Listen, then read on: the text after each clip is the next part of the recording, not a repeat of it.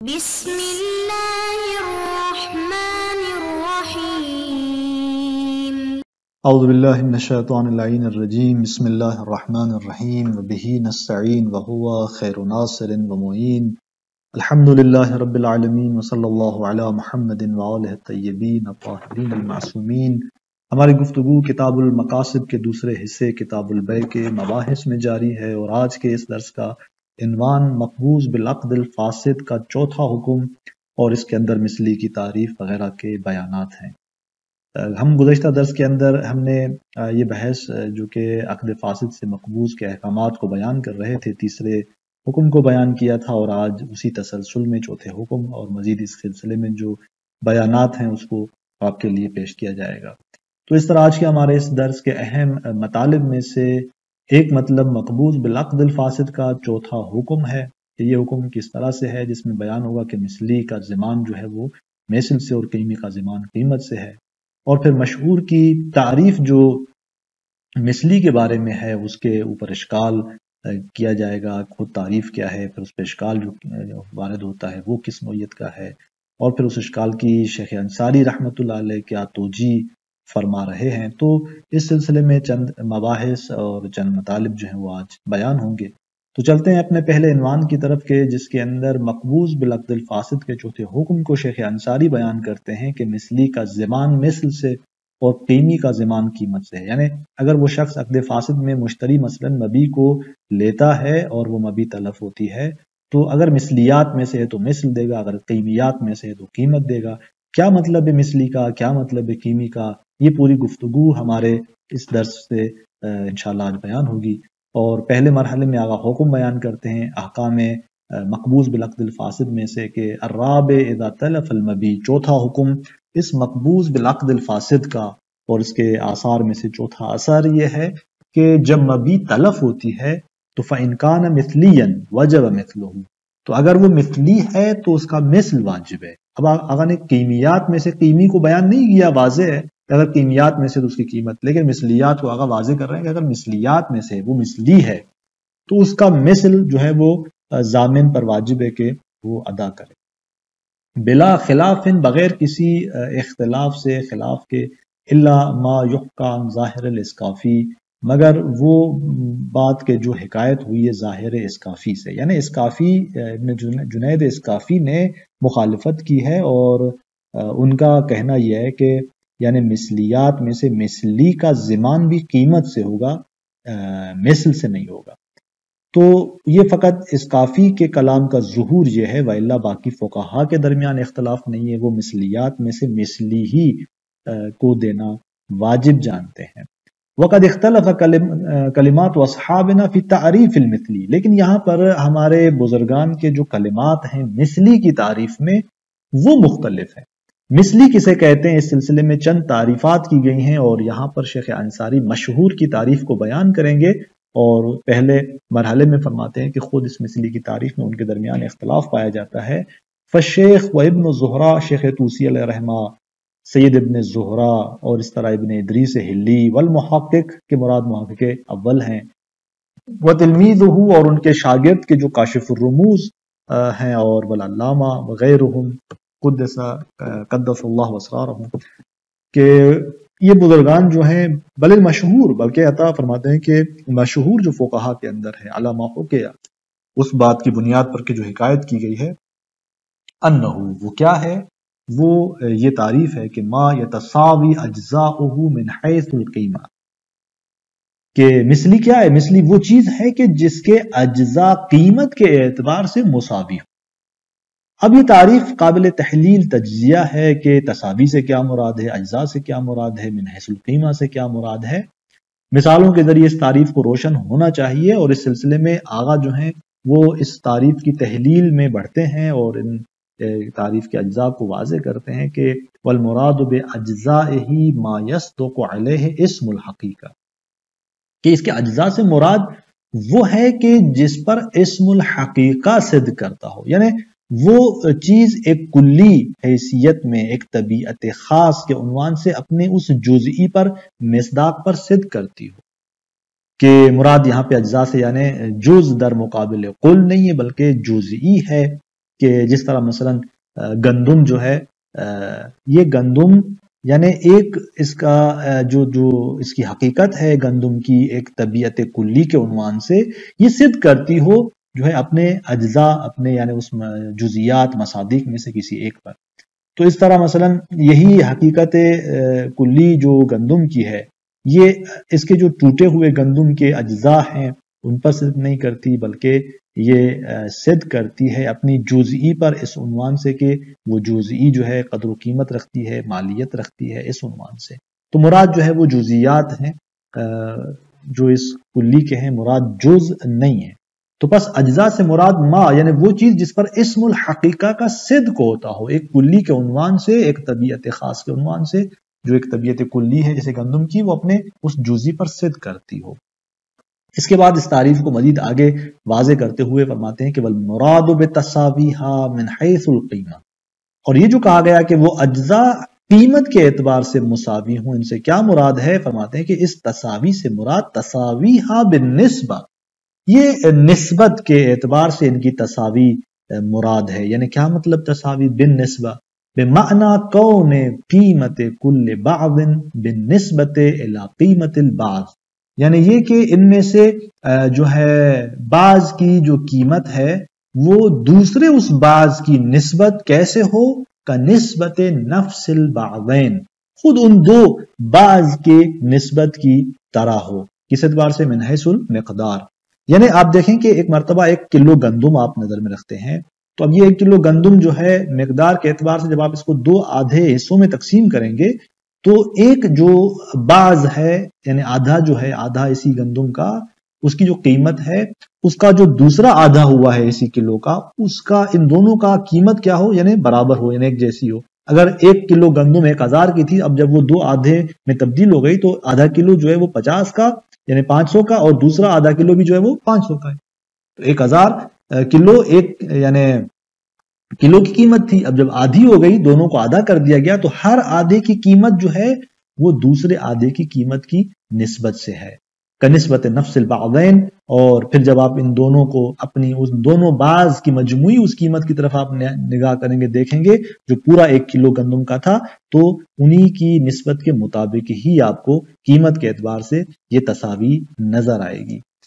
لذا آگے فرماتے ہیں کہ ولذا قیل فی توضیح اسی وجہ سے جب ہماری مراد تساوی کی اس طرح سے ہے تو پس اس کی توضیح میں یہ کہا گیا ہے کہ ان المقدار منہ اذا کان یستوی قیمتا فرماتے ہیں کہ ان میں سے جو کچھ کی جو مقدار ہے جب وہ ایک قیمت کے مساوی ہے فنصفہ یستوی نصف تلک القیمہ یعنی اگر اس چیز کی کوئی قیمت ہے اس کی ایک مقدار مثلا آپ 1 کلو کی نظر میں رکھیں 1 کلو کی مقدار مثلا وہ کسی ایک قیمت کے مساوی ہے مثلا 1000 کے مساوی ہے تو فنصفہ اب اس کا آدھا مساوی ہوگا دوسرے اس کے آدھے کا. آدھا کلو گندم کی قیمت وہی قیمت ہے جو دوسرے آدھے کلو اس گندم کی ہوگی. اور ومن ہونا رجحا شہید ثانی یہی اسی وجہ سے ان توضیحات کے سبب جو ہے شہید ثانی نے ترجیح دی ہے کہ رجحان دیا ہے کس چیز کو کون المسوغ من النقدین قیمیا کہ وہ کہ جو 2 نقدین سے بنی ہوئی چیز ہے وہ قیمی ہے. یعنی انہوں نے ترجیح دی اس کو رجحان دیا ہے اس مطلب کو یعنی دوسرے احتمالات کی بنیاد کی نسبت کہ جو چیز نقدین سے درست ہوئی ہے یعنی سونا اور چاندی سے جو چیز درست ہوئی ہے مثلا کنگن جو درست ہوا ہے تو یہ جو ہے وہ کیمیات میں سے اس کو انہوں نے کیمی جانا ہے. کیوں کیمی جانا ہے اسی توضیحات کی وجہ سے جو ہم نے اوپر بیان کی تھی. قال فرماتے ہیں کہ اذ لو انفصلت یا اذ لو انفصلت اگر اسے توڑا جائے یا مثلا وہ ٹوٹ جائے تو نقصت قیمت تو اس کی قیمت کیا ہوتی ہے وہ ناقص ہو جاتی ہے. مثلا ایک کنگن جو سونا اور چاندی سے بنایا ہوا ہے اگر اس کو توڑا جائے چاندی کے کنگن کو آپ توڑ دیں تو وہ جو کنگن چاندی کا بنا ہوا تھا اس کی جو قیمت تھی مثلا وہ جس قیمت میں بھی تھا جب آپ نے اس کو آدھے میں تبدیل کر دیا تو اب اس کا ایک حصہ جو ہے آدھا اس کی قیمت دوسرے اس آدھے کی قیمت کے برابر نہیں ہے. یعنی یہاں پر ٹوٹنے کے بعد ان 2 آدھوں کی جو قیمت ہے پھر آپ جب اس کو نسبت دیں گے اس کی اصل اس کنگن جو مجموعی تھا اس کی نسبت قیمت میں فرق آ جاتا ہے. اگر کنگن 1000 کا تھا اب اگر وہ ٹوٹ گیا ہے تو اس کا آدھا جو ہے وہ جس قیمت میں ہے ایسا نہیں ہے کہ آپ کو اس کا آدھا جو ہے وہ 500 کی قیمت میں لیا جائے، بلکہ آدھے کی قیمت گر جاتی ہے، 300 400 میں آ جاتی ہے مثلا. تو اس طرح فرماتے ہیں کہ اگر اسے توڑا جائے تو اس کی قیمت جو ہے وہ کم ہو جاتی ہے، اور وہ تساوی جو اوپر توضیحات کے اندر بیان کیا گیا وہ تساوی اس معنی میں وہاں پہ نہیں رہتی. اب یہاں پر شیخ انصاری رحمۃ اللہ علیہ فرماتے ہیں کہ قل تو کہ یہ جو توضیحات ہم نے آپ کے لیے بیان کی، جو تعریف اور اس کی توضیحات آپ کے سامنے بیان ہوئی، اب ہم کہتے ہیں کہ وَهَذَا يُوجِبُ أَن لَا يَكُونَ الدِّرْهَمُ الْوَاحِدُ مِثْلِيًّا. یہاں پر ایک اشکال مترتب ہوتا ہے، اور وہ اس طرح سے ہے کہ آپ فرماتے ہیں کہ یہ جو مطلب بیان ہوا مشہور کی جانب سے، یہ موجب بنتا ہے کہ یہاں پر درہم واحد کو مثلی حساب نہ کیا جائے، کہ یعنی درہم واحد مثلی نہ ہو. ایک درہم جو ہے جو ایک سکے کی صورت میں سامنے ہوتا ہے اور چاندی یا سونے سے بنایا جاتا ہے، تو وہ ایک مثلی حساب نہ ہو، جبکہ ہم دیکھتے ہیں کہ فقہا جو ہے وہ اس کو مثلیات میں سے لاتے ہیں. کیوں مثلی حساب نہیں ہوگا؟ اذ لو انکسر، اگر وہ اسے توڑ دے، یا لو انکسر نصفین، اگر اسے توڑا جائے 2 حصوں میں، تو فرماتے ہیں کہ نقص قیمت نصفہ عن نصف قیمت المجموع، تو پھر اس کے آدھے کی قیمت جو ہے اس کے مجموع کی قیمت کے آدھے سے کم ہوتی ہے. یعنی نقص قیمت نصف ہی، اس کے آدھے کی قیمت کم ہوگی، ان نصف قیمت المجموع، اس پورے کی جو قیمت کا آدھا ہے اس کی نسبت. مثلا اگر وہ پورا درہم 1000 کا ہے، اب اگر وہ ٹوٹ گیا ہے تو قیمت مجموع تو 1000 کی تھی، اب قیمت مجموع جو 1000 تھی اس کا آدھا کتنا ہوگا؟ 500 ہوگا. تو اب جب یہ ٹوٹ گیا تو اس ٹوٹنے کی صورت میں اس آدھے کی قیمت کم ہے اس مجموع کی قیمت کے آدھے سے، چونکہ مجموع 1000 کی قیمت تھی، اس کے آدھے کی 500 ہو رہی تھی. اب جب ٹوٹ گیا ہے تو اس آدھے کی، ٹوٹے ہوئے آدھے کی قیمت جو ہے اس 500 کے برابر نہیں ہے، اس سے کم ہے. یعنی اس کو 500 کی قیمت میں ہونا چاہیے تھا اگر ہم اس کو مثلی حساب کرتے ہیں، جبکہ ہم دیکھ رہے ہیں کہ اس کی قیمت اس سے کم ہے، باہر اس کی قیمت گر گئی ہے. تو یہاں اس سے بات یہ واضح ہو جاتی ہے کہ پس درہم جو ہے وہ اس کے اجزاء جو ہیں وہ قیمت کے اعتبار سے مساوی نہیں ہے. اب جب اس طرح یہ مشہور کے نقطہ نگاہ پر یہ ایک اشکال مترتب ہوتا ہے، درواقع کے مشہور میں جو تعریف کی ہے مثلی کی، وہ جامع الافراد نظر نہیں آتی، یعنی وہ اپنے تمام مصادیق کو اپنے تعریف کے دائرے میں نہیں لے آتی. چونکہ یہاں پر ہم نے دیکھا کہ درہم کو فقہا مثلی کہتے ہیں، جبکہ جو تعریف بیان ہوئی، جو توضیحات بیان ہوئی، اس کے مطابق یہ مثلی نظر نہیں آتا کہ اس کو مثلی حساب کیا جائے. پھر شیخ انصاری رحمۃ اللہ علیہ یہاں پر کوشش کرتے ہیں کہ اس کی توجیہ کریں، الا ان یقال، مگر یہ کہ کہا جائے. اس الا ان یقال سے توجیہ کرنا چاہتے ہیں اس مطلب کی کہ ان الدرہم مثلی بالنسبۃ الی نوعہ وہو صحیح.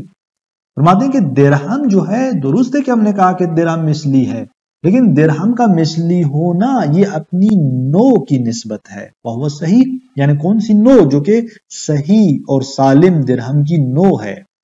کیونکہ اس کی جو جنس ہے وہ صحیح اور غیر صحیح، یعنی ٹوٹے ہوئے درہم اور سالم درہم دونوں کو شامل ہے. تو لہٰذا اب جب ہم کہتے ہیں کہ درہم مثلی ہے تو اس کا مثلی ہونا کس عنوان سے ہے؟ فرماتے ہیں کہ اس کی نوع کی نسبت ہے. لہٰذا ہم اس کو جو ہے ایک جنس کے عنوان سے نظر میں نہیں رکھ رہے. تو آپ کہیں کہ پھر جب اگر آپ درہم کی جنس کو نظر میں رکھتے ہیں اور اسے مثلی جانتے ہیں تو پھر ٹوٹے ہوئے درہم میں تو یہ تعریف منطبق نہیں آتی. ہم کہتے ہیں کہ نہیں، ٹوٹا ہوا درہم ہمارا مد نظر نہیں ہے. ہم درہم کو اگر مثلی کریں تو اس درہم کی جنس کی جو ایک خاص نوع ہے وہ صحیح، جو درہم کا صحیح اور سالم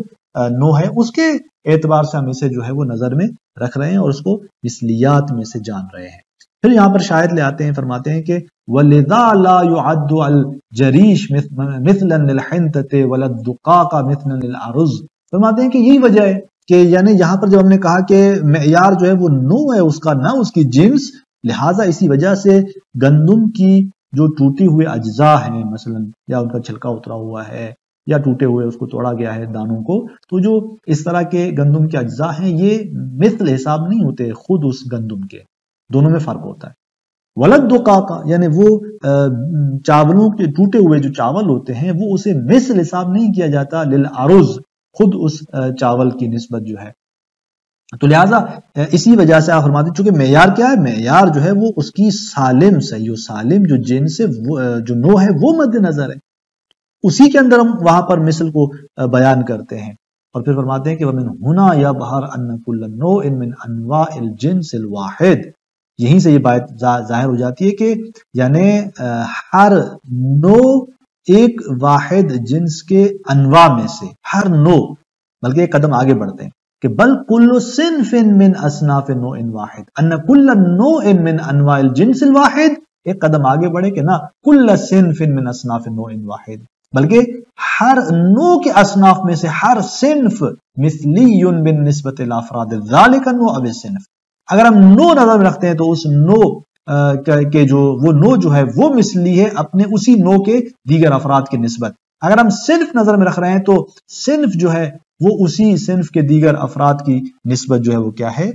مثل ہے۔ تو بس مثل جب ہم کہہ رہے ہیں یعنی ہماری مراد جنس نہیں ہے کہ جو اس طرح مکسور ٹوٹے ہوئے اور سالم دونوں کو شامل ہو، بلکہ ہماری مراد اس جنس کے انواع میں سے ایک نوع کو مثل قرار دینا ہے یا اصناف میں سے ایک صنف کو مثل قرار دینا ہے۔ اس توجیہ کے مطابق پھر وہ مشہور کی تعریف پہ جو اشکال پیش آ رہا تھا اس طرح کا کہ درہم مثلی نہیں ہو رہا، تو وہ بھی اشکال رفع ہو جاتا ہے اور یوں ہمارے لیے یہ مثلی کی تعریف یہاں تک واضح ہو جاتی ہے۔ اگلے درس کے اندر ہم بیان کریں گے کہ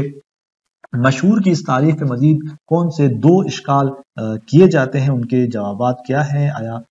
مورد قابل جواب ہیں یا جواب نہیں ہے۔ السلام علیکم ورحمۃ اللہ وبرکاتہ۔